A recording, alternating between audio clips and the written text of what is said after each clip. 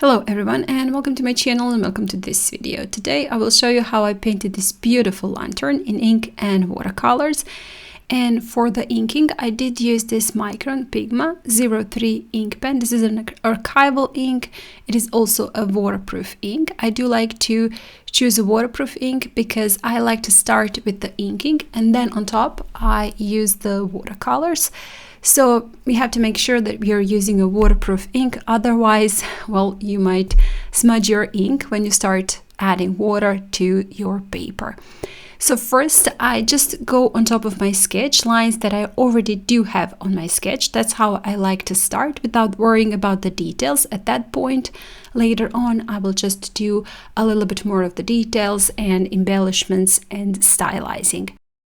In this particular illustration, I did draw some branches and it was easier for me just to make those sketchy drawy lines. I did not want to make those lines clean and sharp, so I did go on top a few times, just scribble. And when I finished with my ink, first layer, if I should say, of ink, I did do my embellishments and just a little bit more of the details. You can see me now going on top of the lines that I already drew and just adding a little bit more ink, making some parts of the lines a little bit thicker, some a little bit thinner, doing some sketchy details, making it less clean. And also adding a little bit of the shading at this point. By the way, this sketch is available for my free and paid Patreon members. So if you join my Patreon for free, you will have the access to this and all of the sketches that I use to draw and paint here on YouTube and also on my Patreon. So just when I finish with those details, some shading and stylizing,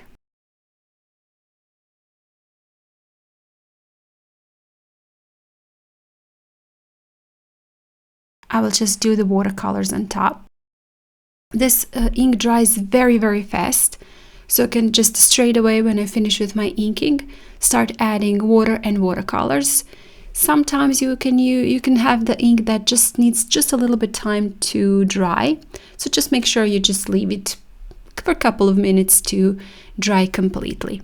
I did spray a little bit of the water on top of my paper and then just adding some watercolors. So I did not fully wet my paper. I'm using a little bit of the yellows and orange. I do want to make this quite loose with just a few details that are going to be a little bit more sharper.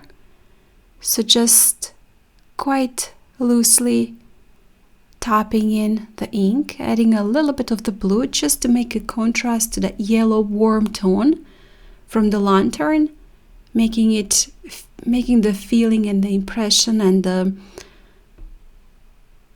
just overall experience. This is really somewhere in a very cold place.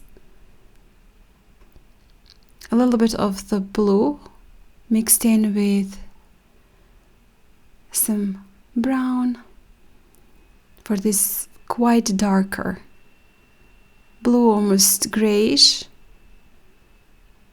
and painting in those details.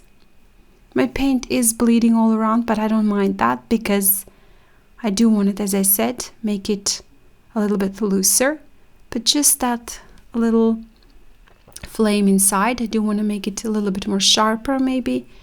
So I did add some of the red, painted the bottom, just adding also a little bit of that warmer tone all the way inside of the lantern. A little bit of the splatters again, a bit more darker tones. I'm just building my layers from lighter to darker.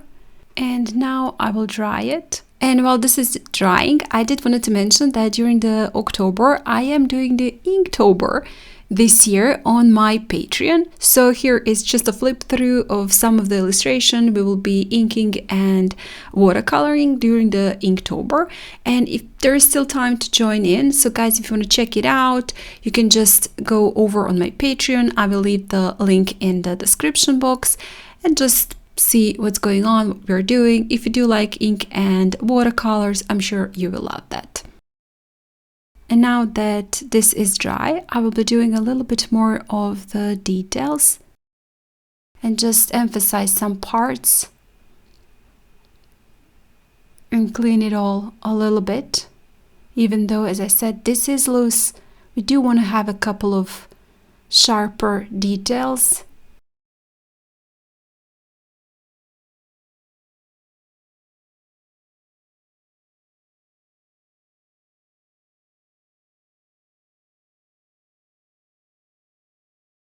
Just adding a little bit of the warmer tone now around some yellows,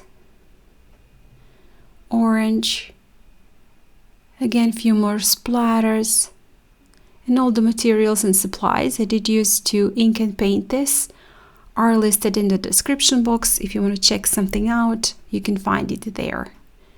Again, I'm going to fully dry it, and now that it's dry, my watercolors covered a lot of the ink, so I did want to add just a little bit more of that darker ink for some shading and for some more details at the end, because I do like to write in a little note in my sketchbook for each illustration I do. I did that here also, and with that I'm done. So as simple as that. Just few steps that I usually go through when I do my illustrations. So I hope you guys enjoyed this video. If you did, please hit the like button, share it, and comment. If you haven't still, please do subscribe to my channel. I have many tutorials for beginners and also advanced painters. And thank you so much for joining me today. Check out my Patreon. You can find a lot of real-time tutorials there. Remember, we're doing the Inktober at this time, so lots and lots of hours of inking and watercolors. Thank you so much for joining me today, and I hope I'll see you next time. Bye!